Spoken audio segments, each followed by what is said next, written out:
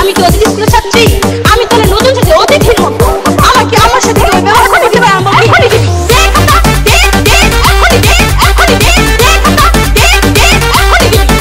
Vicky.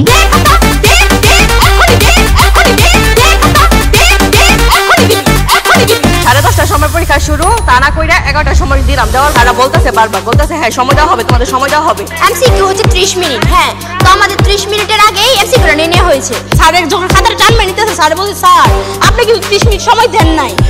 আমরা কিন্তু পাইলাম না তাহলে ফুল সময়। 10টা 52টা খাতা দিছে, প্রশ্ন দিছে 11টা। বলছো বা কি দায়িত্ব ছিল? অন্য হলের বাচ্চারা সব খুশি হয়ে বের হয়েছে, আমাদের বাচ্চারা সব কেঁদে বের হয়েছে। কেন আমাদের বাচ্চারা পড়াশোনা করে নাই? আমাকে আমার সাথে কেউ ব্যবহারটা করতে পারে? আমি বলছি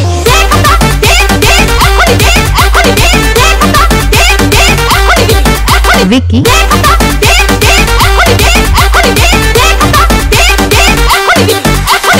10 বছরের সাধনা এইভাবে বিফলে যেতে দিতে পারি না আমরা।